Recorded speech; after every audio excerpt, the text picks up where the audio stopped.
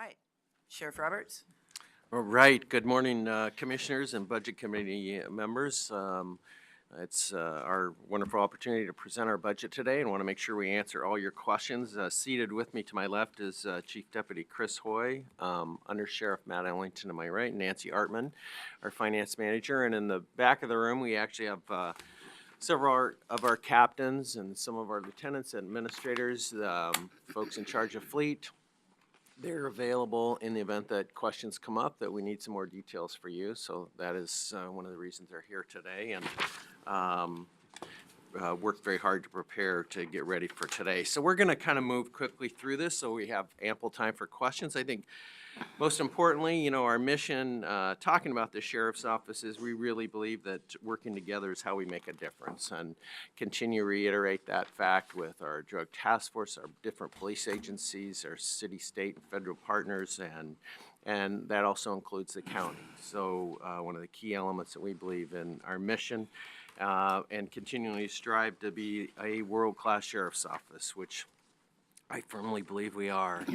On the next slide, you're going to see our values of honesty, courage, and justice. And one of the things at the top of that is honesty.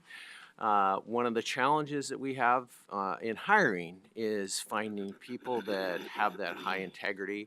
Honesty is, if they're found to be untruthful, is one of the reasons we don't hire people. And we literally go through hundreds to make sure that we're hiring people with that high level of integrity. The next thing on here, moving along, is some of the services.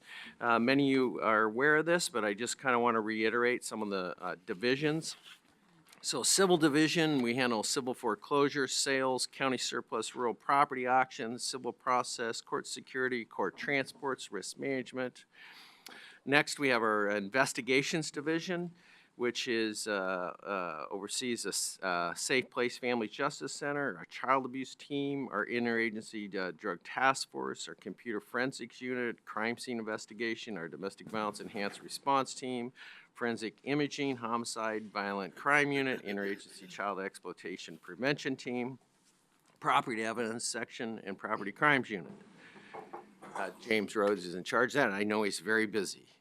Under our jail division is our court services, which includes electronic home detention, extradition, facilities, maintenance, food services, our hostage negotiation team, inmate medical and training. Next in our other division is the patrol division, which is behavioral health unit, our crime analysis, crime prevention, crisis intervention team, our dive unit, explosive device unit, fleet management, canine unit, marine unit, SWAT, search and rescue, and the traffic unit. Again, another very busy division. Support services is our background investigations, concealed handgun licensing, information technology, records, recruitment, staffing, public safety training center, and staff training, classroom, and tactical. And again, support services division is in charge of that hiring and does a tremendous job making sure that we're keeping up with attrition and doing a good job there. Additional partnerships actually also include our police services for our contract cities, Happy Valley, Wilsonville, the Federal Bureau of Land Management, the United States Forest Service, and school resource officers for North Clackamas School District. That's just a few. Next slide is just more of a breakdown of our divisions. And I'm going to turn it over to Nancy Artman, who's going to start talking about some of the budget issues and trends. Nancy.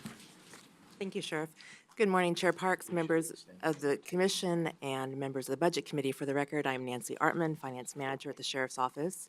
I want to talk to you a bit about our three-year trend. As we've gotten closer to full staffing in the Sheriff's Office, which we are quite near at this point in time, our revenue is not keeping pace with our expenditures. We'll be happy to discuss this more during the questions section, but what I'd like to point out to you here is although we did submit a balanced budget for fiscal year 18-19, our carryover amount that we anticipated will be impacted. We expect that to be lower than what we had budgeted going into fiscal year 18-19, and that's a result, again, of staffing. We allotted an hour and a half for the policy. If you were to look at our resources and requirements, you'll see that general fund support makes up 61% of our budget. Fund balance is generally between 3 and 4%. Taxes are 13%, and I'd like to bring to your attention, as you may recall, the levy is now merged in with the operations budget, so it's one fund under Fund 216, so that's why you're seeing the taxes there, where you would not have in prior years. There are also some other categories, such as salary reimbursement from the ELED, that makes up the resources. The bulk of our expense at the sheriff's office is for personal services. It ranges between 75 to 78%. Other materials and services, we have special payment categories that are made from forfeiture funds out to our agency partners that work with the task force. We have money that is set aside for vehicles and fleet, and then cost allocations.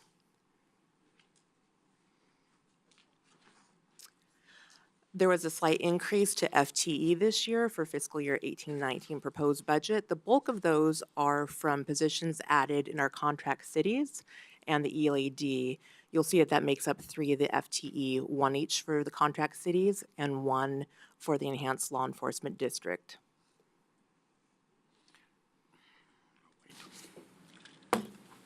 In looking at how the budget is divided, I'm sure you're not surprised to find that the jail and patrol are the 2 highest numbers of budget percentage-wise, followed by investigations and support services.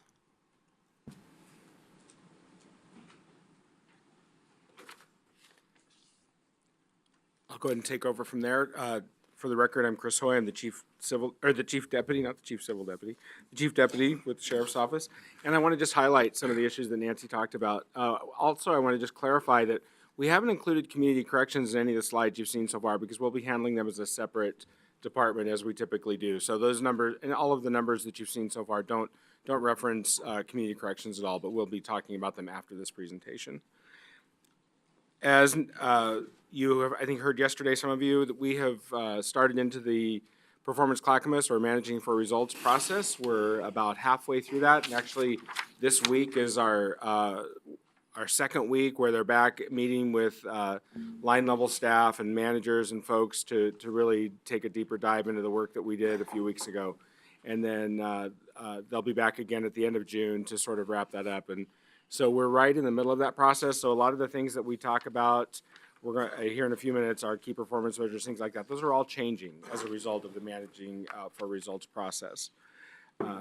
Nancy mentioned to you about the full staffing. We're very nearly fully staffed, and which is the direction we've gotten from the budget committee for the past, I don't know, at least 10 years that I've been here. So that's good news. And the downside to that is our budget now, it's becoming more obvious that we don't have the revenue to keep pace with our expenditures, as we in the past have relied on those vacancies to sort of make up the difference. And so that's an issue that I think you need to be aware of and be taking a look at over the long term. We did a lot of work last year with the county administrator to look at that issue and to sort of set the track for the next several years, but I think there's more work to be done there. So I want to highlight that for you. And really, the next key issue is the bottom bullets there on that slide is that 48% of all the leadership staff, that's sergeants and above, are eligible to retire within the next 5 years at the sheriff's office, and 24% of all staff will be eligible to retire in the next 5 years. Some of us over here sooner than later. Some of us will be leaving in a few weeks. So it really, that's a big impact as we promote up. So, like I mentioned, in terms of key performance measures, these are reported out for now just because we've been doing it historically. I won't read them all to you. You're welcome to look at them, and I'm happy to answer questions during the question time about them. But again, these will all be changing as we sort of retool and reformat and take a new look at what our measures are and what the priorities that we have based on the results of the performance clackamas process. So we're really looking forward to that. So again, if you have questions about any of those things, I'm happy to discuss them at the end. And now I'll just turn it back over to the sheriff. Was there a handout for this? I haven't seen one. I'm in just our- using, this is in our book. It's in our packet. It should be, yeah. Yeah, so pretty much, I think, just echoing what Chris said, I think and I mentioned this yesterday, this Managing for Results is really an outstanding firm that County Administrator Krupp found. So I wanted to compliment him again on that, as I mentioned, I was a little bit reluctant, but Community Corrections participated first as a stepping stone. They came back really with high recommendations. The other issue I like about it too is really it helps us take a look at what we try and be everything to everybody. And the fact of the matter is, it's looking at priorities and what is the priorities and narrowing that down. And so it's been really helpful for us. As I mentioned yesterday a little bit, we were in a room for 4 days, and let me tell you, we had the wall covered with yellow stickies and priorities, and so very exhausting, but I think it's very beneficial and will help. I'm looking forward to next year really coming back to the Budget Committee with some clear outcome measures. So that, we're really at a point to turn it over to you for any questions that you may have. Oh, I have a few. Thank you, Madam Chair. First of all, welcome. Sheriff Roberts, you talked about full staffing or Chief Deputy Hoy. I want to applaud you for that because as my last 3 years on the Budget Committee, we've certainly pummeled you guys about overtime cost and lack of your ability to fill vacancies. I think it's helped us understand the different components of the hiring process as well. So full staffing is a great thing. On the performance clackamas stuff, I want to applaud you for doing that. As you know, last year I asked you, kind of pinned you on like, you going to do it or not?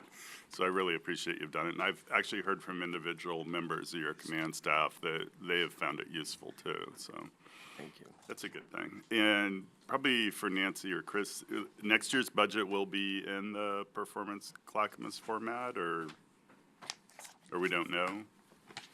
Likely. That might be a better question for Diane. But it's our intention to transition to that format. The question is it a 1 year or 2 year Okay. process? I mean, think I have most to say departments, just- it's been a 2 year process, but we'll be ready to go as soon as the infrastructure's there to do that. Whenever you are ready. Great, okay. All right. I just have to say, as a Budget Committee member, it's much more useful to look at it in that other format. I mean, this goes back to my budget analyst days of, Right. line items, but it doesn't really tell the tale like Right. the performance measurements do. And then, Nancy, you mentioned the projection for the sheriff's operating fund and that expenditures exceed revenue, but can you give us an order of magnitude of what that gap is? Just a rough approximation? Looking at projections going forward the next few fiscal years, we're anticipating with next fiscal year, all things being equal, it'll probably be about 1.8 million, and it'll increase the next couple fiscal years between 2.5 to 3. Okay. And are there specific factors that are driving that gap? As Chief Deputy Hoy mentioned, the budget carryover was largely dependent upon positions not being filled. So the vacancy savings from not having those positions filled made up the bulk of carryover. Also, we were able to use that for other operational costs we would not otherwise be able to do. Okay. Are you, because you're fully staffed, are you anticipating saving money in overtime that you would have otherwise spent? Good question. Initially, we won't realize that cost savings because it takes, we brought some information forward to the Budget Committee in prior years, and we could supply that again if that would be helpful to you all.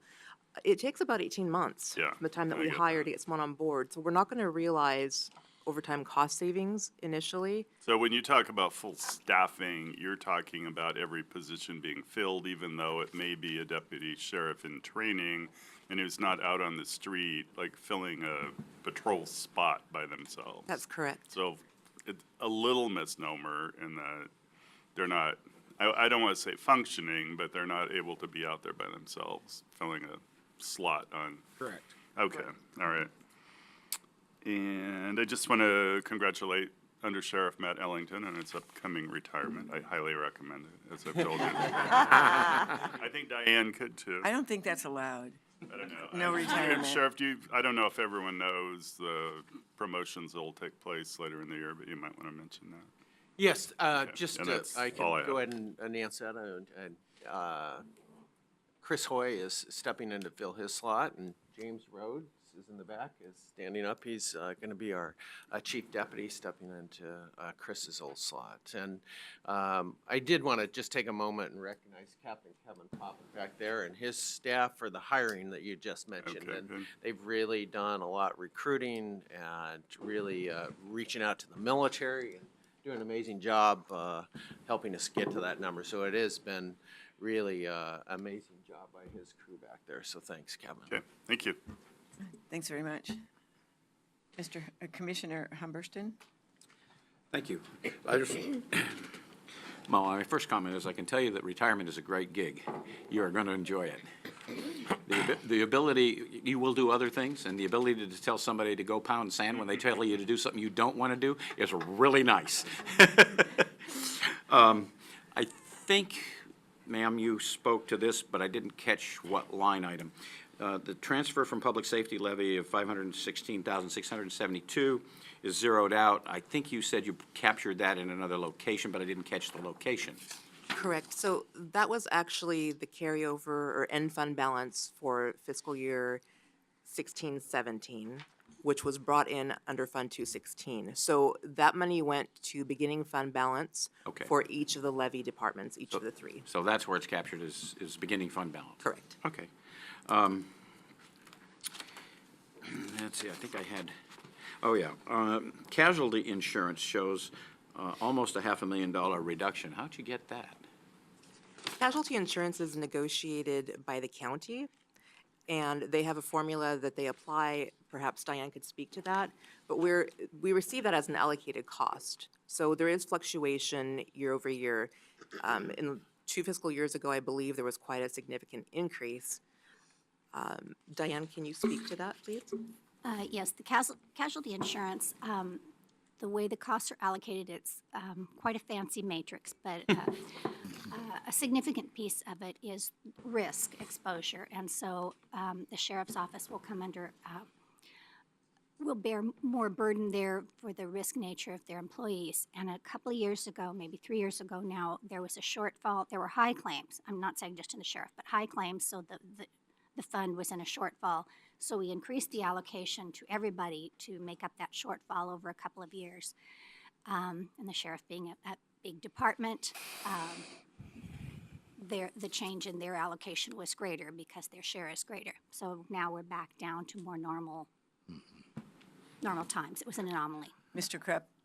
Yeah, and to add on to what Ms. Padilla was saying is when you heard from our Eric Machada, our risk manager, last week, one of the things he had stated his goal was for the risk program was to begin to work towards leveling out the rate structure so we don't have these sort of radical ups and downs over time. And because of the work that was done just in the past couple of years to stabilize the health of the fund, we're able to plan out now to try to make sure that the rate structure stays a little more even keel and a little more predictable over time rather than the spikes. So, Thank you. And then I know someone else will speak to this issue in more depth, but we talked about this yesterday. You are now at full staffing, at least with respect to patrol deputies, though there's some still in training, and I get that. But as they come out of training, and as you know, this has been a burning issue for a number of years in the LED, or ELED. Yeah.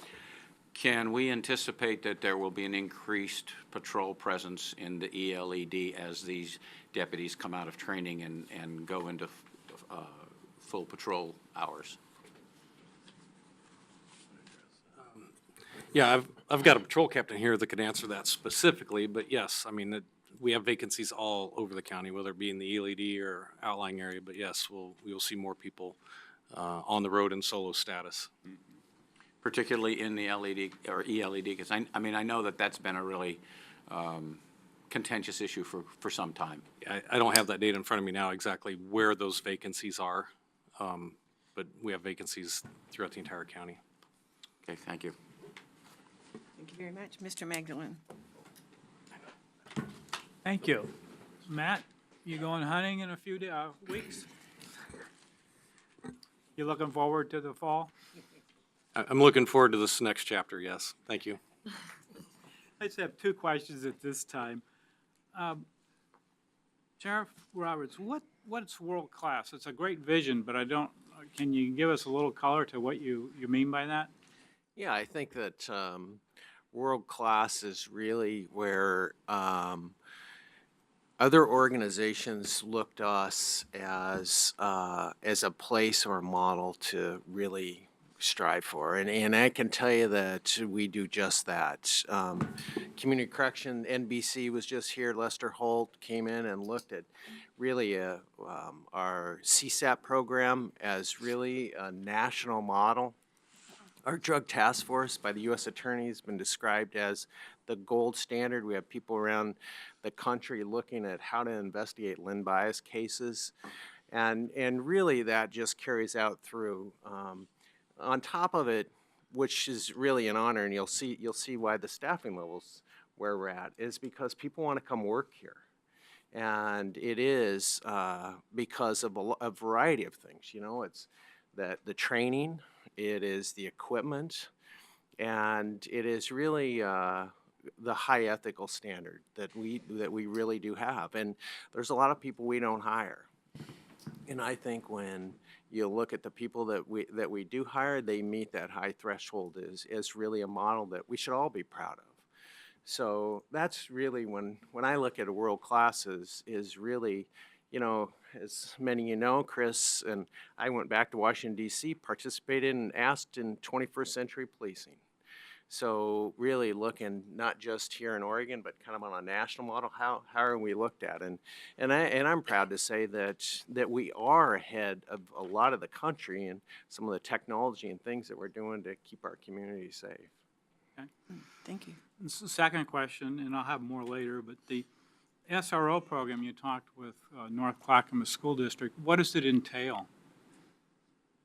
What are you doing in the SRO that you weren't doing 2 or 3 years ago? Or Yeah. perhaps what are you doing that you weren't doing in 04, 05 period? Yeah, so that's a big question. So as many of you know, I chair the statewide Safe Schools Task Force. And one of the things to keep our schools safe, we've had teachers come from spoken with people around the country about school issues, Florida, as you know, active shooter situations, and the fact of the matter is research shows that in these shootings that information is known ahead of time. Somebody in the schools know. Second of all is buying time, that you have to have a plan in place, standard terminology. Kids go from one school to the next, so we standardize terminology. We've worked on both on a state level and a local level of a threat assessment model. Believe it or not, the Salem-Keizer School District is a national model around the country. It's a multidisciplinary team that comes together to assess level 1 and level 2 threats. So much like in the Florida situation where that was missed, this is a team that comes together that assesses it. And it's not just one person, because when you do that, it's a high risk for making a mistake. So right now, we've partnered with H3S and Juvenile and us, and together we've picked up 2 staff people that are working with all the schools in Clackamas County to create this model. We've done the training throughout Clackamas County on the threat assessment model. That's the Salem-Keizer model, it's, as I mentioned.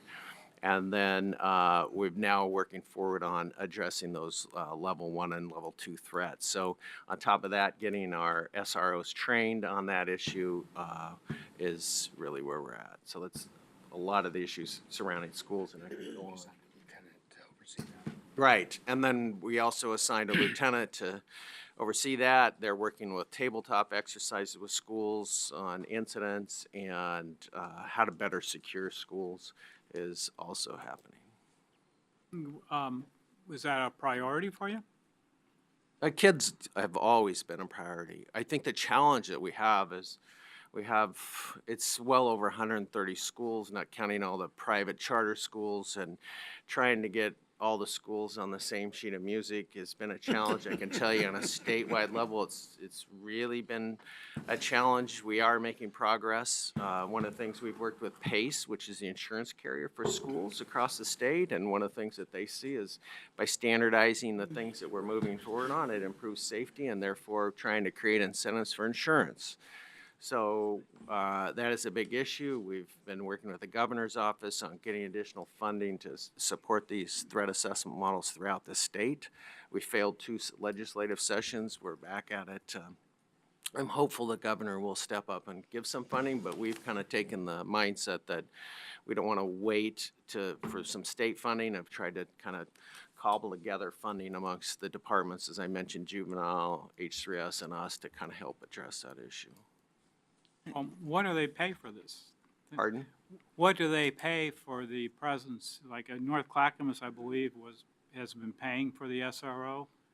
And when I look at the rest of the districts in the county, unfortunately, yours the only office that comes up with full pay. Meaning the sheriff's department, as a policy, I believe, charges the school districts to have an SRO assigned to them.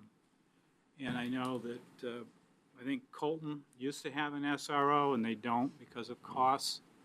Malala doesn't have one.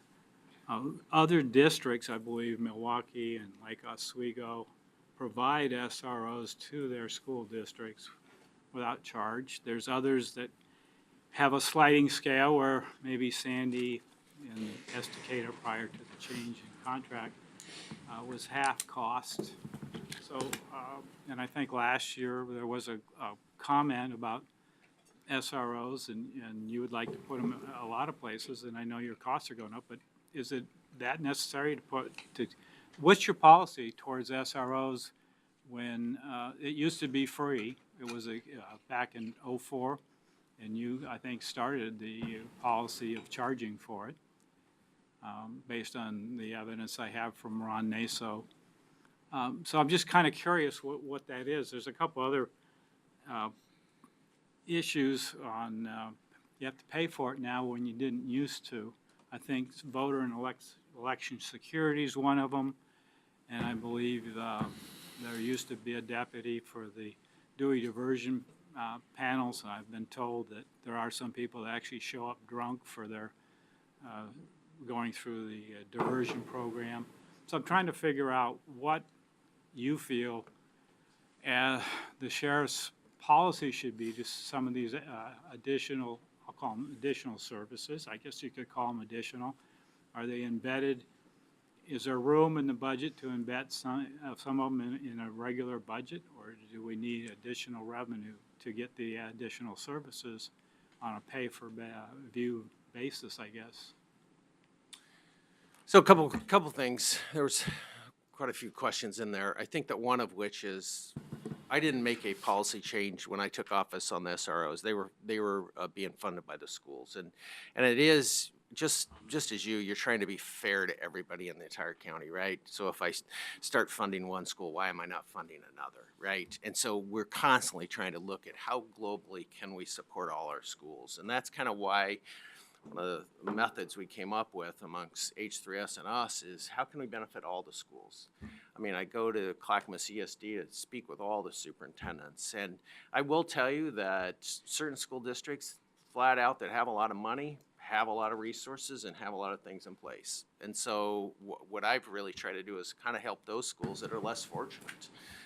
For a while there, you are correct, in Estacada School District, when we had that contract, they were financially struggling as a city, and we picked up some of it for a while. The city picked up some, but eventually just keeping pace with that. You might remember we had to have several cuts in our budget, and it was at that time we just financially could not swing it. So I think that for us, I would love to have one in there in every school, but it is a financial issue, and Performance Clackamas is just what we're talking about, is what are the priorities and what can we do? I want to paint a little picture to you, which I think is really kind of significant, because you look at Washington County, for example. Washington County has an unincorporated population of 246,797, right? That's the unincorporated population. Our unincorporated population is about 236,000. Now, think about the demand of calls for service. So in Washington County, they received about 52,000 calls for service. We received over 74,000 calls for service. So really a bigger county, but our patrols are responding a lot more to the demand for services. When you take a look at that for an entire year, per deputy, that's about 943 calls per year per deputy, as compared to Washington County of 674. So my point I'm trying to make is our deputies are working a lot harder, and their population is not as big. And so we're constantly struggling to, our top priority for us as an organization is when somebody dials 911, our goal is to get somebody there as quickly as we can as an urgent. And fortunately, priorities start from there and they work down. As many of you know, I'm very passionate about supporting kids and kids' issues, and if I had the money, I would put an SRO in every school. But I think we're all faced with the restraints of, you know, what we can do and how can we help everybody.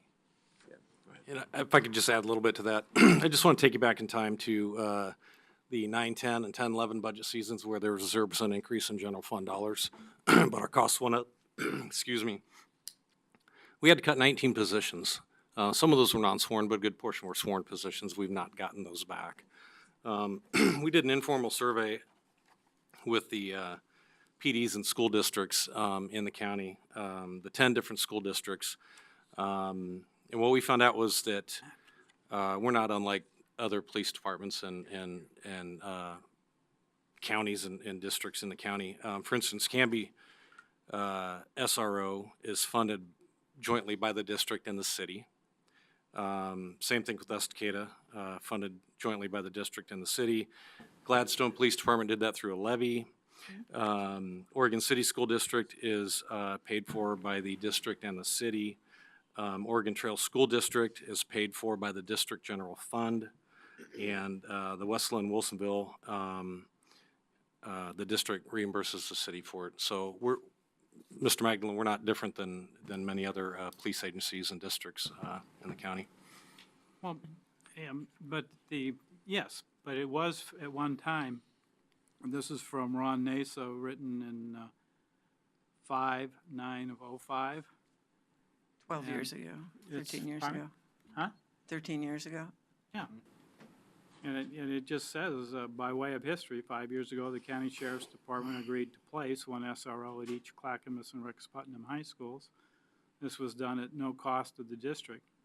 At the same time, the Milwaukee Police Department agreed to place an SRO at Milwaukee High School. Following year, they placed a second at Rao.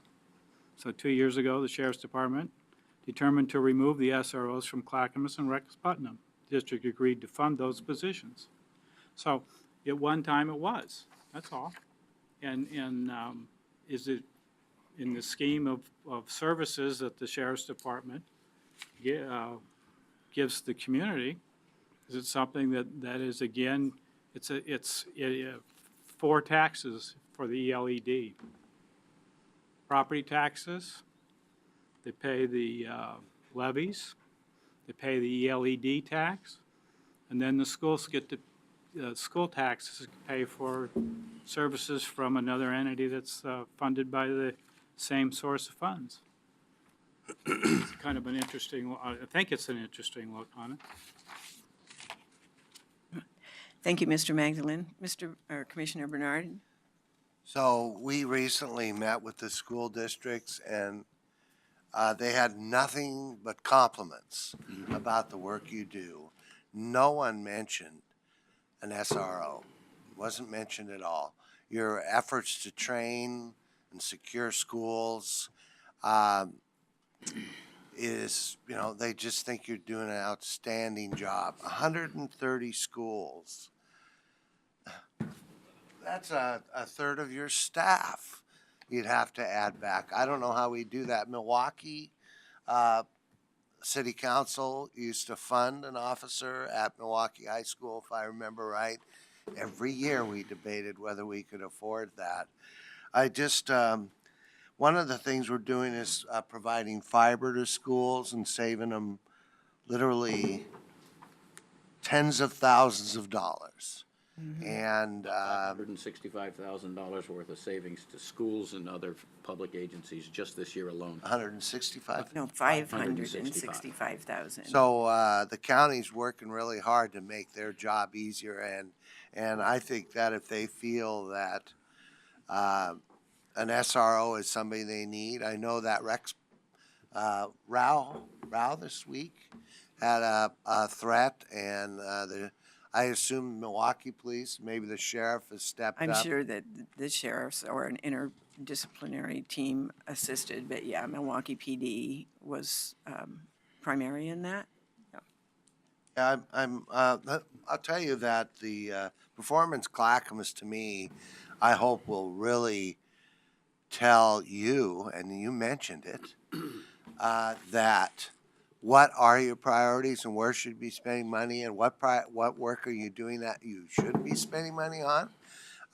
That's the only reason I thought it was a great idea for the county to do that when we started doing that, whatever years ago that was. But and some of our groups are looking at those measurements and making decisions and priorities, and that's why I think it's really important to you. Obviously, each year we can't increase our budget 1.8 or 2.5 or, I mean, I think the jaws of death might be appropriately used in your department, while it may not be appropriate other places. But I'm hoping that that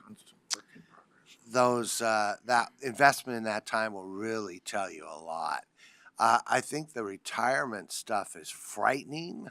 I don't know how you're going to do it, but I try to go to most of your swearing in, and you're getting some great people. People are excited to work at the sheriff's department and under your leadership. And so, you know, I think that that you're doing a great job, and you know, I'm really satisfied with the effort you've made to hold your budget in line. I don't remember the cuts. I remember that you were having a heck of a time finding people, and at the time, so we just kind of took positions off the top, and that maybe delayed you for a while. But I think the school districts, their comments and your support of what they're doing, incident training, school threat assessment, and the only other thing, I know what Lynn bias is, but other people might not. And Lynn bias is basically if a dealer sells drugs to somebody and they die, they're held responsible for the death, correct? Yes. Just wanted to clarify that. Thank you. Thank you very much, Commissioner Bernard. Commissioner Savas. I got a few different topics, but I don't want to dominate, so I might put my card up a couple times. That would be fine. Yeah, 'cause I Thank just you. I wanna keep- appreciate that, because yeah. it is important to hear from as many voices as possible Right. in this discussion. And I think the theme Thank you. here, because it's so important, I want to just capitalize on the theme right now of the school issues and the school safety in classrooms. And, you know, my takeaway is that schools are funded with employment taxes, actually. It goes to the state divvies those out. And, you know, public safety share is funded for the most part with property taxes. But all that said, I'm really, I don't think it's a good day.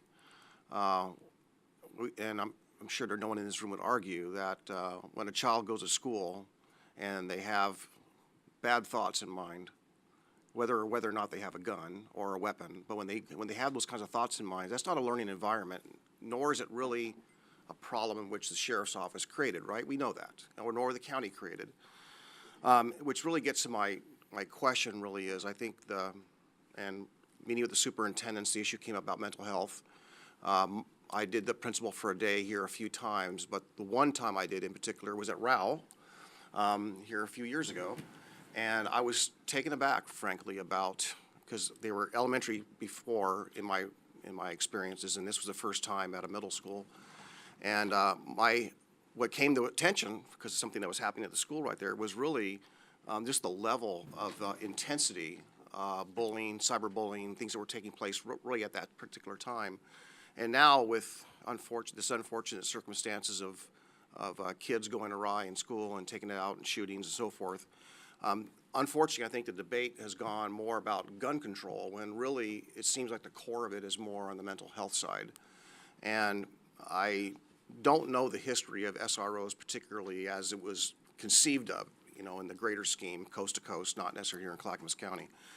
But I'm just wondering, funding, as we talk about funding and whose challenge that really is, that do you have a prescription? Really, my question is, do you have an idea of how we get our arms around that? You mentioned you were the chair of that one committee. I'm just curious, knowing that we have a mental health issue, knowing we have a funding crisis, knowing all these different things, is there any kind of prescription? School security, I know that's a big expense for a school, but do we have, what's law enforcement's insight as to trying to get our arms around this? Well, I think, first of all, it starts with a great partnership with H3S, and you're going to hear me working together to make a difference. I'm telling you, Rich and his staff have stepped up. You can tell him that when he comes here. But we have 5 positions, mental health specialists, that are out of our patrol division. It's far more than many agencies in the state of Oregon, and I really believe that's getting on front of things. The second thing is the Safe Oregon, and the more you can help us get the message out. Not all the schools are signed up for Safe Oregon. It's a text tip line to educate students and teachers and staff about access to it. I can tell you that we have, I think, just about 900 schools across the state signed up. We still have some to get signed up. I can tell you it is truly saving lives. I'll just give you a quick case example. A tip came in, 17-year-old concerned about a 15-year-old depressed, possibly suicidal, patrol. This was not in our county, to make it clear, but it came into the tip line. Patrol went to the house. Nobody answered. They forced the door in, found the kid hanging, cut him down, saved him. Dad actually happened to be in the other part of the house. That's just one of many calls that coming into that tip line that are making a difference. When you look at statewide level, the calls for concern are, the top call that comes in is bullying. Really next, when you combine them all, it's self-harm, cutting, depression, those kinds of issues. And so my hope is to really have an expansion with H3S to help provide more mental health services to youth. I think that's really where it's at. Really taking a look at our behavioral health unit. Is there a way to expand it to provide that resource? The first step is, as I told you, is these level 1 and level 2 threats, which can be self-harm, and having H3S a part of that assessment, because it is, unfortunately, if you look at Oregon as compared to the rest of the United States, suicide is completely out of control. Well, somebody on our statewide task force reports all the suicides. I can tell you we're having 10-year-olds in Oregon committing suicide. So it is really important that, one, our hope is that every student ID card will have the text tip line on it, because a lot of these kids suffer in silence, and they know that that's a resource, and most often they do reach out. So that's our goal, and it's a challenge I think every one of us needs to look at. So I support Rich and his efforts. And so just one follow on this topic, and that is, and I'll ask Rich the same question, because my understanding is that, I mean, if a principal or a teacher realizes that there's a student, maybe you might be in need of, let's say, mental health consulting services, whatnot, that's not as easy as just simply providing it, right? And I don't know if we need a legislative fix, or I don't know, has there been any discussion about how to administer that, or even frankly, how that cost is covered as far as eligibility? So depending on the income, sometimes understanding that, even if they're willing, sometimes the eligibility to be paid for is another challenge. So we have 2 barriers to actually administering that. Is that accurate? Yeah, I believe there's some financial challenges, and Rich is probably best able to address that. But this is my thought: is behavioral health unit.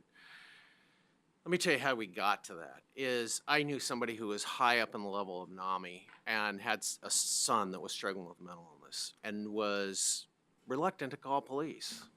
And this individual was extremely brilliant, and I thought, oh my gosh, here is somebody at this high level of intelligence that is concerned about calling police. And I, at that time, realized I'm never going to change the mindset of people on that concern. But what we can do is if we can shift the message to, we have behavioral health unit people trained in this, that we can increase people's ability to call before it's a crisis. And so I really believe for juveniles right now is we need to have really a behavioral health unit that is more mobile and responsive.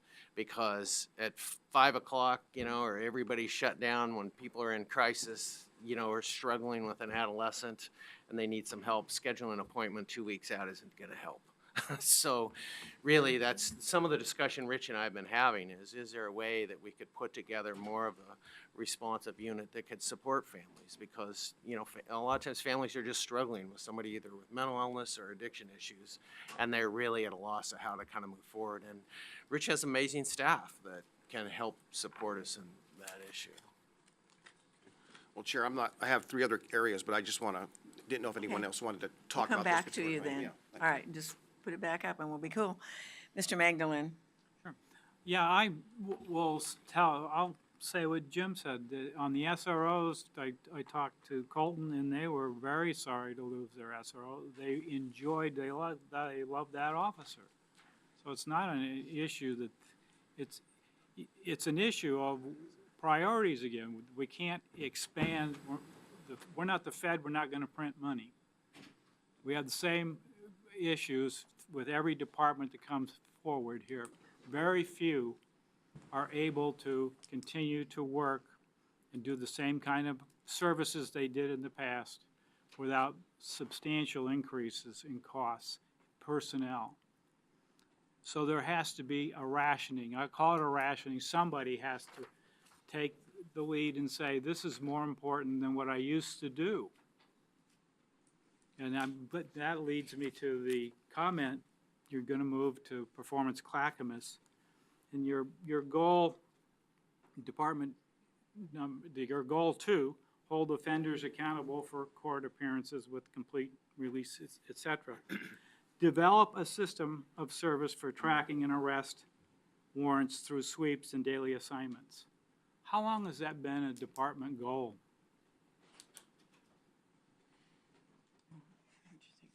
These goals were established a few years ago through the county budget process.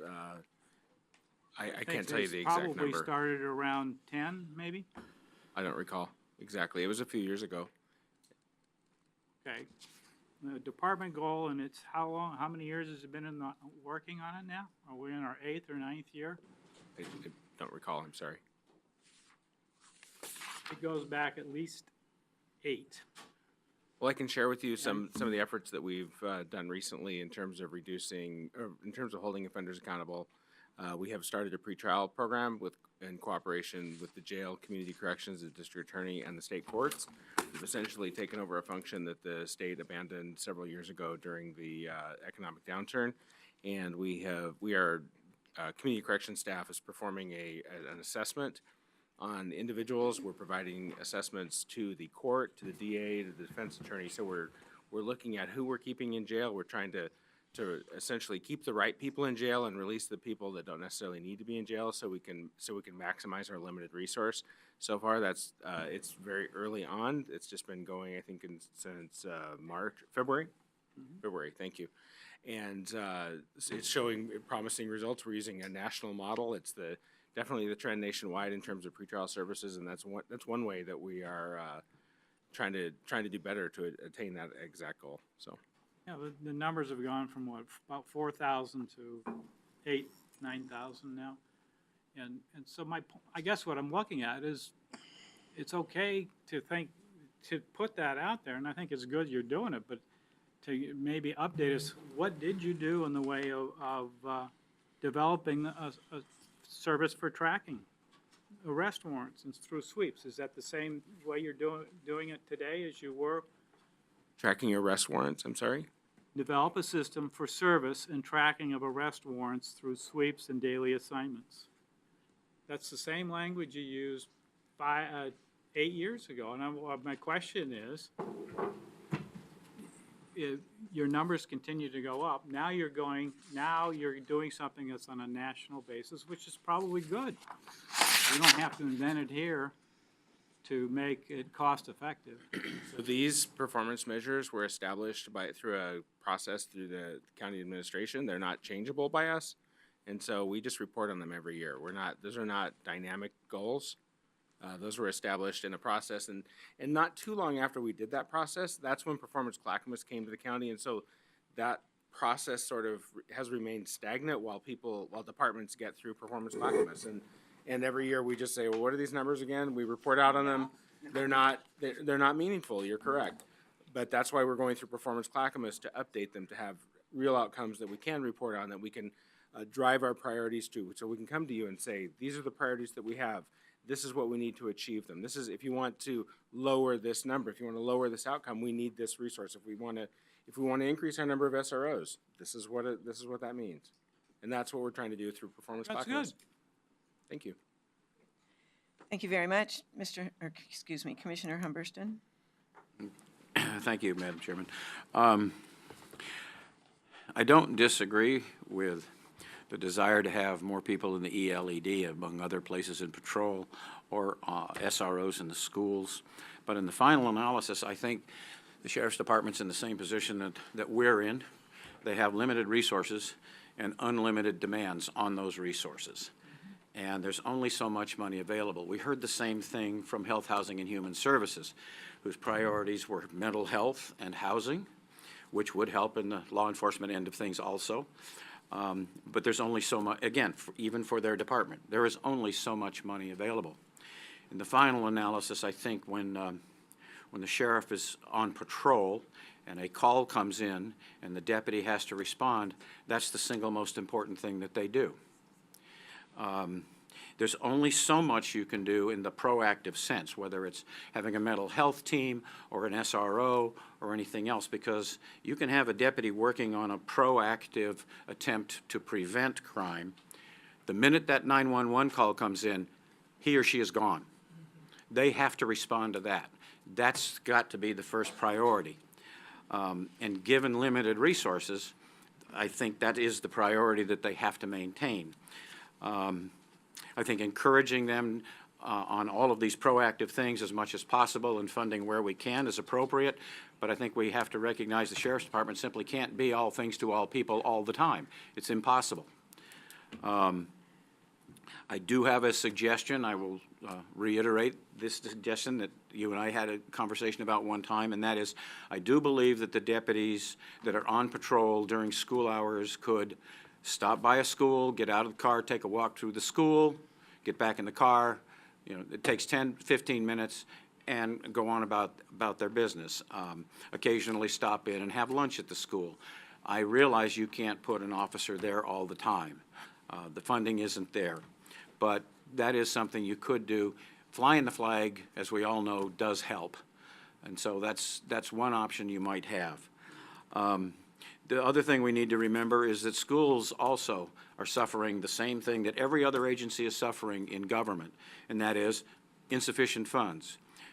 They've lost school counselors. They've lost teachers' aides. School sizes are not 2021 like they were when I was a kid. You go over here to the middle school in Oregon City, contract size for those classrooms is 28 and a half students. 40% of those classrooms have 40 students. You're not teaching, you're controlling. And that's all the resources they have. But we, taxpayers, all of us, don't want to pay more taxes. And if you don't want to pay more taxes, then the services you get are going to be limited, and they have to be prioritized. And it's really that simple. I, again, would encourage you to take that SRO concept of driving through, stopping by, taking a walk, use that. I think it's something that would help, but I think we just have to recognize that we're all sitting here with very limited resources and an incredible amount of demands, and I appreciate the work that you do. If you aren't doing something that I think you should do, you know darn well I'll tell you, but I do think that you're prioritizing as best you can. Thank you, Madam Chairman. Thank you, Commissioner. We have several others who want to speak. I just want to keep us in mind, keep reminding us that we have one additional hour on the schedule, and we have still county corrections to discuss with the sheriff and his staff. So, Commissioner Fisher. Yeah. First of all, I just want to say thank you for all of the work and for keeping us safe and for the deputies out there putting their lives on the line and the risks in patrolling our communities and taking those calls. I have tremendous gratitude. So it's the technical question, which I think should be somewhere in here, but I just couldn't find it, is I'm curious how much of the general fund comes through property taxes and how much is in general fund and how much is the levy? What percentages are those? Of the total, I believe it's $92 million of the budget. About 11.9 is the levy. Okay. Percent or million? Million. Thank you, good clarification. Yeah, thank And- you for that, because I was thinking it was 11. So as a percent, well, of 92 million, but there's about half of that is general fund transfer? ELED. ELED is separate. Yeah, I'm keeping that separate. I'm just curious, how much is levy, how much comes through Right, in general general- property, through our general fund? And general fund is, Diane, correct me if I'm wrong, it's about 53 million, I want to say? It's about 58 million. 58, okay. Sorry, to clarify a bit, the amount budgeted for this year is down a little bit, but that's just because we have not yet added the funding that will come through justice court resources. But in general, 58 million is about the level of general fund support. So 58 million out of the 92 total? Comes from the general fund. Public safety. 58 So- is 11, so what's Okay, the, okay, what's the he's delta? showing me the public safety levy, more so than there's. 50%. Contract 58 city revenue, some of it, TriMet revenue. She could, Right. There was a separate one, ELED. Okay, so that was my first question. I was curious about that. And then my next question is, and, you know, we're all in looking at how do we create a safer community, better outcomes, better quality of life. So big picture, just super big picture, priorities as far as if there were additional resources, where would you prioritize them? Yeah, that's a good question, and I've got my own ideas, but I can tell you that Performance Clackamas is helping us do just that. So I don't want to stifle these brilliant people behind me because they're oftentimes the ones that tell me where I should be assigning people based on the demand and need. So right now, we're really taking a hard look on that, and I can just tell you that our priority is always our core service and then build on that. I mean, I would love to assign some additional people to detectives. We haven't seen an increase in detectives in a long time. There's so much things have changed in the detectives area, human trafficking. But what I'm going to come back to Commissioner Bernard had kind of said, you know, this Performance Clackamas is, my hope is that this is a level service we're providing, and we would like to do something additional, and I want to present it to you as the Budget Committee and say, is this something we can get additional support for or not? Because it helps in the future funding of priorities. So right now, we're totally right in the midst of Performance Clackamas. I'd be happy to sit down and kind of say, hey, here's our kind of outcomes and where we want to head. I hope So that- as we look at it as commissioners and we are the ombudsman for the community, some of the critical issues that we keep hearing are, of course, what we talked about with safety for our children in school and mental health, but also housing and homelessness. And with Yes. more people being pushed out of housing and really trying to get to that place to prevent it so that they don't end up becoming homeless. And talking with Officer Day, who's the homeless liaison in Oregon City, and the incredible work that he's doing, talking to Amy with with Clackamas Fire about how she's continually going back to people who've had an overdose with opiates and looking at all of those. I mean, I'm just interested in hearing globally, is that the media talking to us? Is that really what's happening on the street? If we're looking at where would be our most important points of prevention from where you could have an impact? I'm just interested in issues and.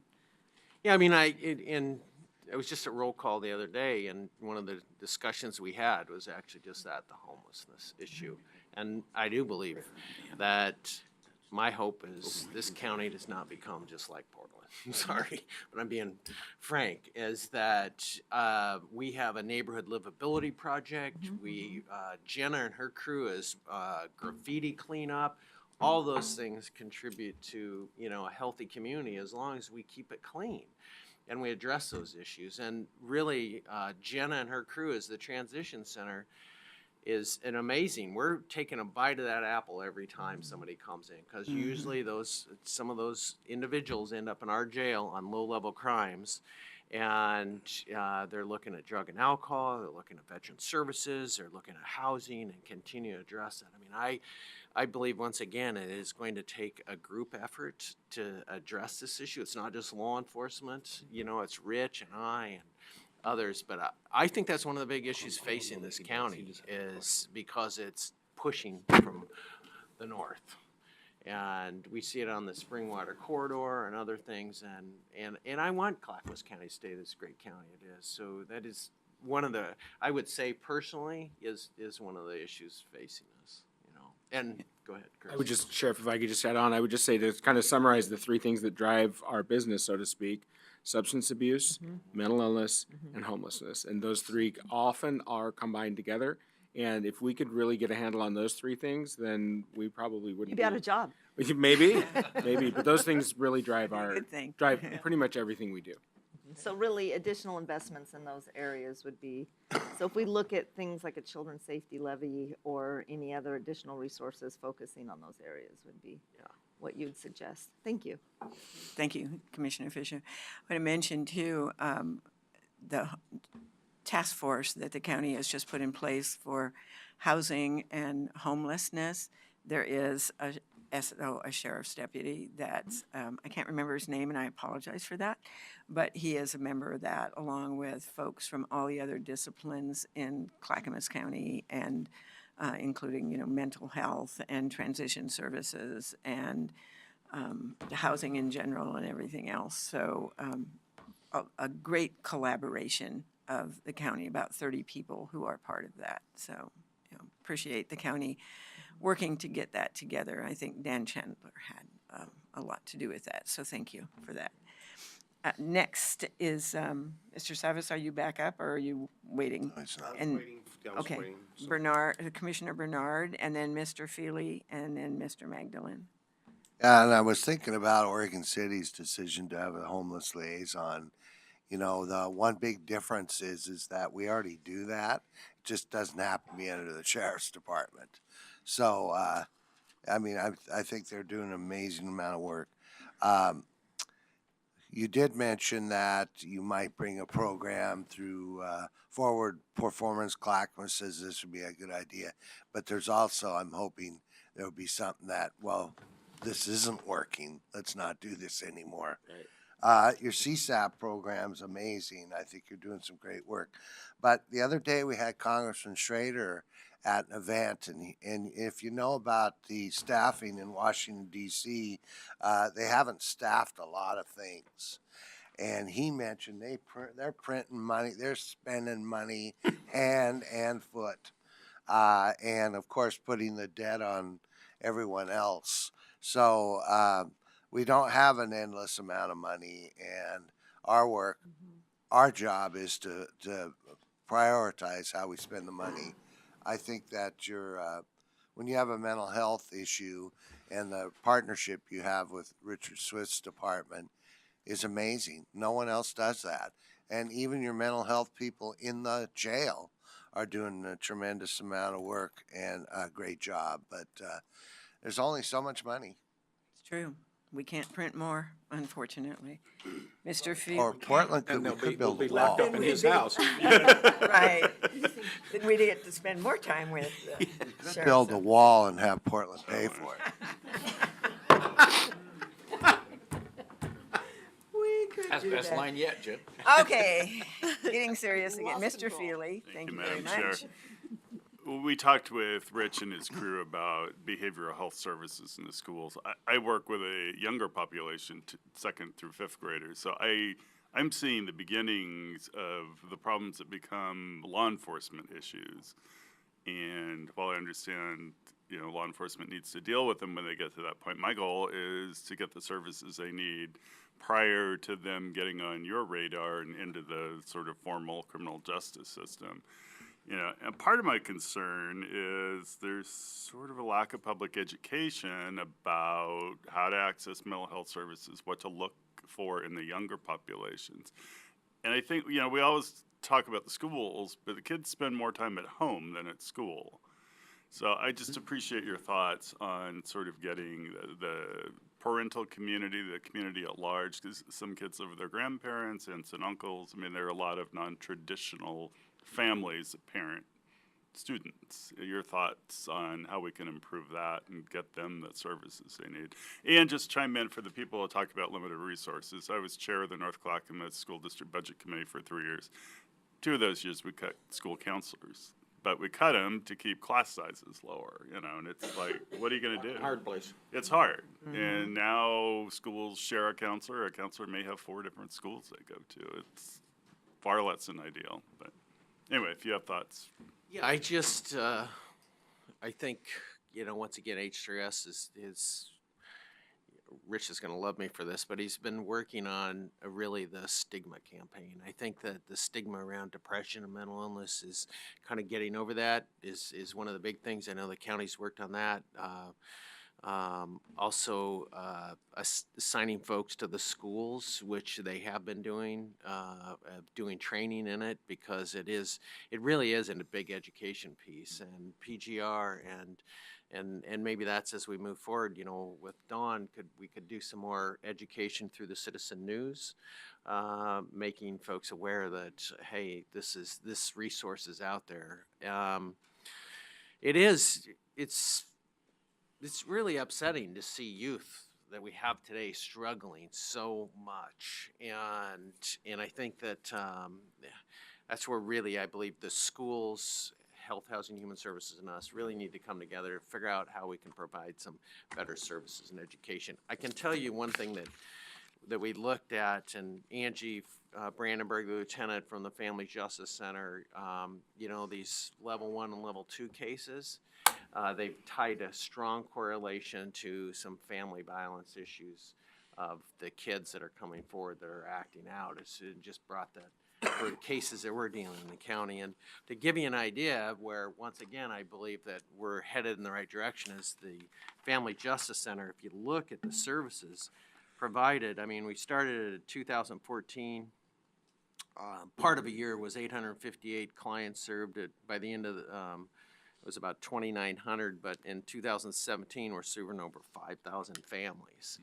And in addition, Camp Hope, those kids that have a high ACE scores, we're getting lots and lots of kids through camp, mentoring. It's a year-long program. The Board of County Commissioners and the Budget Committee has been wonderful in helping support that. I believe that's a great effort for high-risk kids. But getting back to your question, I really believe it is, a strong education deal. Maybe that's Dawn to do so. Thank you. Thank you very much. Mr. Magdalene, and then Commissioner Savas. And Commissioner Fisher, did you still want to talk again, or? for now. Okay, thank you so much. Well, I got 2 questions, and we're going to go back to the ELED for a moment. When you look at it, how my. can you, because it's not contiguous, you're taking the taxpayers' money, they're paying extra for something.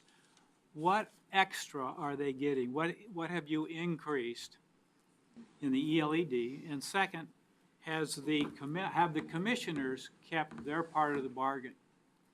And that is existing law enforcement services funded by the law enforcement district will not be reduced in the district. Excuse me, existing law enforcement services funded by the law enforcement levy will not be reduced in the district. The district tax base would fund the additional personnel required to provide a level, and we can argue over the one sworn officer per 1,000. The question is, but that when you start at 58% of the deputies in the assigned area were funded by the general fund, and 42% came out of the ELED. Now, because of compression and tax law changes, in 2013, 26% of the deputies in the ELED area were funded by general fund, and the ELED funded 74% of them. So where's the equity there, and what services do the people in the outlining area, because it's not contiguous? May I interject a question, a comment? I appreciate the opportunity to do that. I'd be interested in knowing, too, I understand that yesterday there was an extensive discussion with the ELED Budget Committee regarding that particular issue, and I think it might be germane as to how that was resolved yesterday. I think the issue is, I think you got two parts. You have the ELED, and it provides what it's supposed to provide. It hires people. It pays for a certain number of people. We agree. I think that's how it works anyway. The only thing you might do to it is you might, on the costing side, you might look at the most expensive lieutenant and the most expensive sergeant or something like that and say that's in the ELED, but instead of maybe using a median cost. But the question to me is, has the other part of that equation, which is up to the sheriff's office to determine what to do with it, is that the part that's working? Has there been a consistent funding of the sheriff's department from the general fund so that the sheriff can meet those objectives? You want to address that? Sure. As the chair mentioned, we did have a lengthy discussion about this yesterday in front of the ELED Budget Committee, but I'll be happy to talk about some of the things that we did talk about yesterday. I think the first thing I'd like to do is address your comment about, I don't remember the exact numbers, but in 1994, 58% of the deputies were general fund. And I think the number was, you threw out 49. I'm not sure that that's an accurate assumption, and I can only speak anecdotally at this point, but I was a patrol deputy at that time in 1994, and I can tell you that the staffing at that time, the folks I saw on the road were far less than what we see on the road today. For example, could I finish, please? Go ahead. Okay. For example, graveyard back then, after 9 o'clock at night, we had one person on McLaughlin, one person on 82nd Avenue. Today, we have two on McLaughlin, two on 82, and sometimes a wild car. Also, if you look at the ballot title and explanatory statement from 1994 that you provided, Mr. Magdalene, it says most of the current funding for the Sheriff's Department comes from a 3-year serial levy. That's not general fund. So the funding's a little bit different now than what it was back then. I think to put this in context, I handed this out yesterday. I'll hand it out again today, if you could, because this has been talked about year over year for a lot of years. Getting to the one deputy per 1,000, the staffing level, how many were promised. In 2001, then County Counsel James Coleman issued a memorandum that dealt with the question of, is the ELED required to provide one sworn officer per 1,000, as stated in the explanatory statement? The short answer is no. He goes on to list all the reasons why. He does point out on the second page in the largest paragraph at the bottom that the language in the explanatory statement is not precise, and it does not create hard and fast standards of service. The level of service that they will try to provide through the district is what they said they would do, that they would try. On the last page, page 3 of the opinion, It says, if the amount levied was not enough to pay for the service level stated in the explanatory statement and ballot title summary, the district has neither the authority nor the funds to spend more. He goes on to state that the fact that this measure was passed prior to the passage of Measure 50, which would significantly reduce the tax rate to the district, further supports the conclusion that over time, the service levels of the district will change with the changing political and social climate. Specifically on Measure 50, that reduced the tax rate from 89 cents per thousand to 72 cents per thousand 3 years after the district was passed. Using today's dollars, that delta would be about $1.8 million, which would be about 14 deputies that I could hire. As we spoke yesterday, I don't know when they threw out this explanatory statement on the service that they hope to provide, whether or not they took into account that the ELED would be paying for allocated costs, casualty insurance, C-800 dispatch costs, CCOM dispatch costs. That total today is 1.3 million, which is probably 10 more deputies that could be hired and assigned to the district. So I think that hopefully puts for you into context where we're at today and how things have changed over 24 years. The question remains, what is the increase in service to those that pay the tax? There's 56,000 registered voters that live and pay taxes in the enhanced law enforcement district. Would you like a copy of the map? No, and by the way, that boundary has changed. No, this was done, I got this in this last summer, and they had to update it. Okay? Yeah, so there's an enhanced level of service in that district. There's extra bodies there that weren't there in 1994. What do you send out past Lake Oswego? What do you send next to Tualatin? Well, for example, on third shift right now, we have a West Side car, 3 David 7. What do you send out past Oregon City? We have a Metro car, 3 David 7-9. That little piece out there? Yeah. Yes. And we also have a South car on top of that. So what would the good standard be if now you're using cars, but you're supposed to have an extra service? And we know from prior history, you didn't have enough deputies to do that. What's the best measure here? You want to take that? And second question to follow, no, after we finish with this, think about it. You've just talked about the priority, what's important to you in all the things that you're supposed to do. Would you change your budget after you've talked about the behavioral health issues in schools and other things? I guess this is the way I look at it. The bottom line is the money that comes in for the enhanced law enforcement district, Nancy is assured that that is going in to fund deputies in those areas. We actually assign it to that position because that is the commitment, you know? And the other thing, just to add, is this is a little bit of a moving target. The reason is because Happy Valley is annexing like crazy.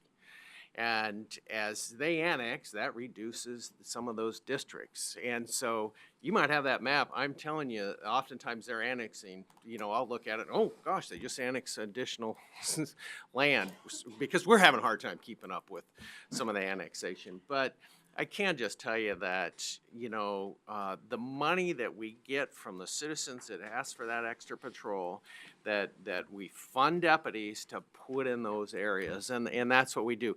If we didn't have the enhanced law enforcement district, I can tell you that there would not be that additional enhanced service. There just wouldn't be. Sheriff, thank you very much.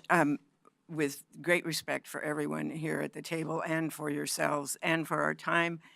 And my understanding that this was in fact discussed in depth yesterday with your ELED budget committee, I will respectfully move on. Mr. Magdalene, thank you very much. Commissioner Savas? There was a second part. May I come back to that, sir? We have 35 minutes that we still have one other department. My question didn't relate to the ELED. Thank you. May I come back to you after we hear from Mr. Savas? Thank you so much. Commissioner Savas? Great. So shifting gears to the discussion that took place last Thursday and a little bit yesterday to the jail we talked about yesterday. So my question is, I'm just trying to get better understanding because public safety is not my assignment here. So getting to the we have about 400 folks in the jail at any one time. About how many of those, I have three questions. How many of those are sentenced by a judge, I guess, for a 6-month term, whatever it may be? How many are awaiting trial, approximately? And how many are actually there that are not, are from other jurisdictions or housed there, whether that's paid for or not, that are not associated with the Clackamas County sentencing or something else? So just that mix. I'm Lee Eby. I'm the captain, the jail commander here in Clackamas County, and so I'll answer that directly. The first part is about 63% are about pre-trial in our facility. Our average ADP, which are our daily populations, around 500, give or take. As for sentencing, you know, that it depends upon how you're defining it. If you're talking about just straight judge sentencing, or you're looking at, say, probation type cases. Which one are you looking? Well, I guess what I was specifically? saying, how many people are in the jail that a judge just, you know, said you're in jail for 6 months? I mean, that type of sentencing, not outside of the jail, that is You're probation. probably looking about 18 to 20%. 18. Yeah, it was about, obviously that fluctuates. All those numbers do, not only daily, but monthly can be vastly different depending upon what our population looks like. But about that is about sentenced and, That's about 100? So that Yeah. adds up to 20% on the high, plus Yes. the 63, that's 83. So the balance is, the balance is of those individuals who may be sanctioned for probation violations or other type of holds that we might have for other counties that are transporting out, or even some municipalities that we have, which usually averages about a couple, 2 to 3 a day that we have. And if I could just add some information in there, back 10 years ago, when I first got here, we had about 3/4 of the jail was used on parole and probation sanctions. And we had no room for anybody else. And so over the course of time, we have right-sized the population by reducing the amount of time the sanctions are serving, increasing the efficiencies through video sanctioning, lowering the number of sanction days, that sort of thing. So we have more room for those other folks. So I just wanted to kind of give a little bit of a historical perspective. Also, those reports, we look at that not only daily in the jail itself, but we have a group that looks at monthly, and we get together where Administrator Krupp is on, the DA is on, the judicial, ourselves and parole and probation. We send out reports monthly to look at those numbers and what is the trends that are occurring in our population in the jail, because we have to be responsive to what we're seeing. And that changes dramatically from month to month or even year to year. And so we want to address that specifically as the changes are coming. We've gone through periods of time where we've had a significant number of pretrial individuals that are there for multiple years, say 5 years waiting trial on very complex, serious cases. And so when you get those people that are there for a long period of time on those pretrial cases, they really jam up the system. right, so getting back to the conversation on Thursday, you know, with the request, or not the request, but I guess it was in writing from the member at ELED, I forgot the gentleman's name. I guess what was going through my mind is the throughput through the justice system, the courthouse, right? And if 63% are awaiting, right, basically my term, I guess here, how are awaiting trial, pretrial stuff, that, you know, does increasing the capacity at the courthouse, the throughput, relieve some of that, or maybe process those faster? That was my lack of understanding question, just to educate myself. So I think that regardless of how fast we're processing people through court, we have a maximum number of beds. The system, kind of the way the system works is the population rises to the maximum level kind of just by natural occurrence. We're working, like I said earlier, with the pretrial folks to try to get the right people in there. So what we have found is that if we lower the number of a certain population there, we're just going to increase with others because we're going to not be force releasing people. Right now, we release people earlier than we would like every day. And so I think creating more efficiencies is good on one respect, but I don't think it is going to save jail beds. I would comment on that specifically, saying that the increase, anytime there's an increase in, say, the court's work, there is a proportion or larger increase in our work. And so having a larger court system would also involve a lot more staff for us to function at such a level, not only with court security, but just with the jail itself.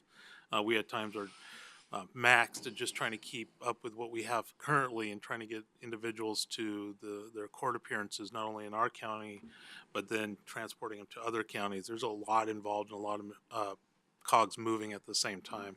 So any part of the system gets larger, it has a direct impact on the rest of the system.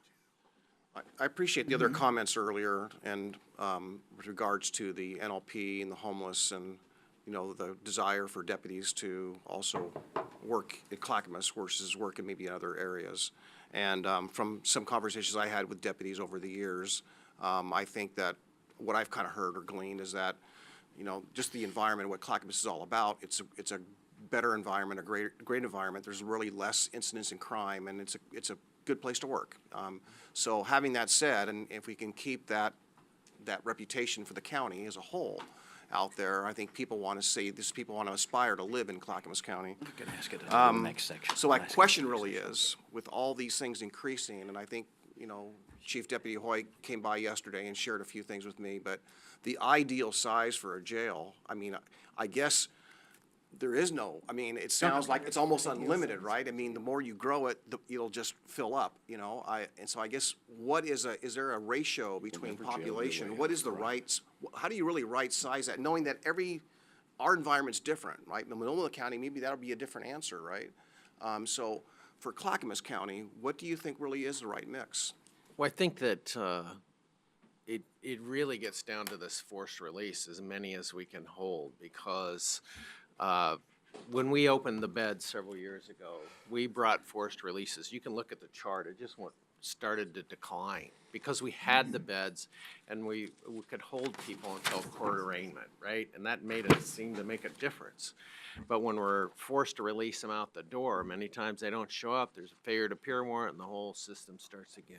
You know, we did have a population study. We brought in a firm called TRG Consulting. Harry Munyon did a comprehensive study. It's probably almost 10 years old. At that time, they said we needed, I can't remember, it was about 12 to 1,400 beds. So we're a long ways from where we need to be. I can tell you across the state, I want to give kudos to Lee Eby. He's the chair of the Oregon Jail Command Council. He has a handle on everything in the state, can talk about some of those trends and issues. But they are seeing forced releases going up. And for the size of our county, I mean, as comparing us to Washington County, once again, I mean, we're far under where we should be for capacity. I know that isn't exciting to hear. We've been down this road before, and we've tried to manage the population as best we can. We've made changes at the CSAP program or community corrections. We've made the transition center changes, electronic home detention. I mean, we're maximizing every available option that we can to manage the population. But at some point in time, this county is going to need a new jail. Right. So Yeah. my last question on this topic is, and Thank you. I would, I understand this might be somewhat a political question in a sense, but frankly, I don't think it is. I think we need to be honest with our citizens and everyone else in this room. And I've, you know, heard for years, and as I continue to interface with deputies and law and the justice folks and the NLP project, by the way, fantastic. I mean, the work there, I just want to kudos. I really commend the great work there and the interaction with other departments and the DA's office as well on that. So great work.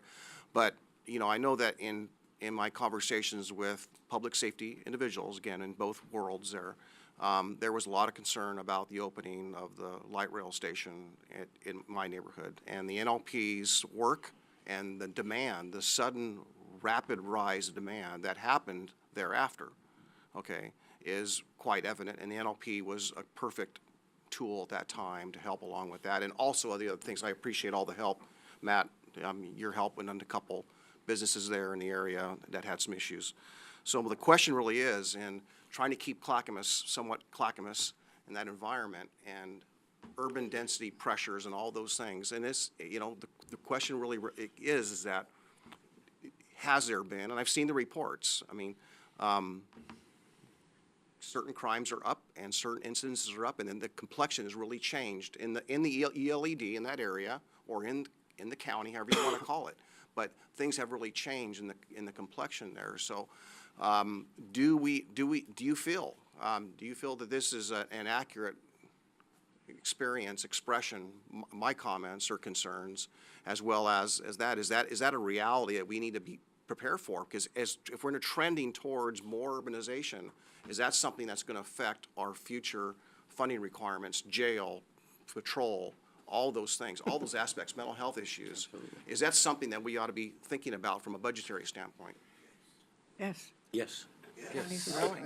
Yes. absolutely.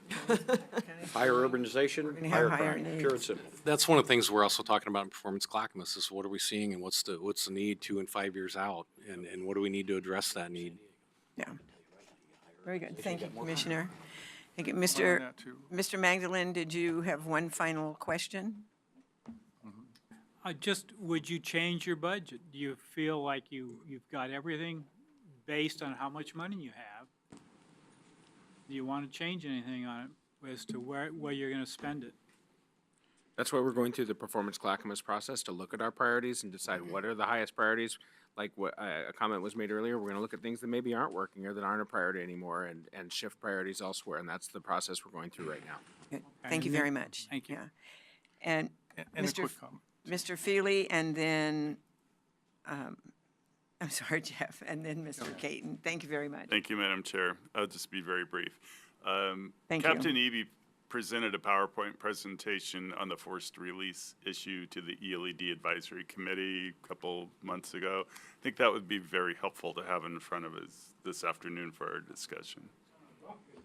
Is it? Oh, okay, I didn't know it was in there. Never mind. Okay. Yeah, is that Tab 3 for the PLPs. Oh, all right.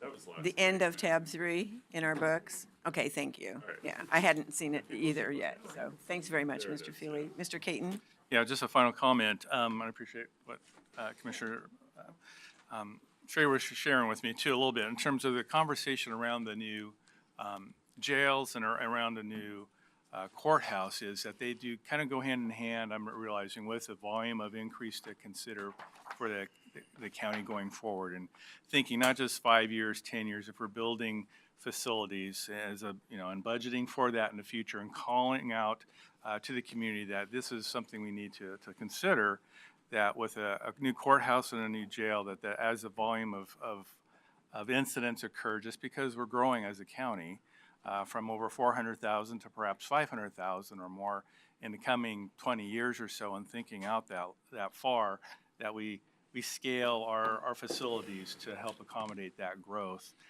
with the volume, both in the courthouse and with the jails, as we consider those important factors as we look at building something in the future and budgeting for those and going to the voters to ask for that.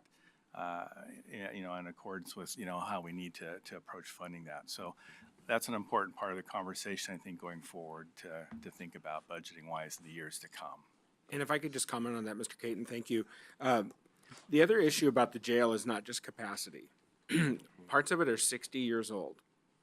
Okay, it's not keeping up with current correctional practices. We do the best we can. Captain Eby does a great job managing that facility and that physical plant with what we have, but it's very old. We have new laws that weren't even contemplated back when that jail was built. And we've talked with the county administrator about a lot of our challenges, specifically as it relates to the ADA and our inability to meet those needs in that physical plant. So there's more than just a capacity issue at play here with our county jail. It really needs to be replaced, and not just because of capacity. Yeah. Thank you very much.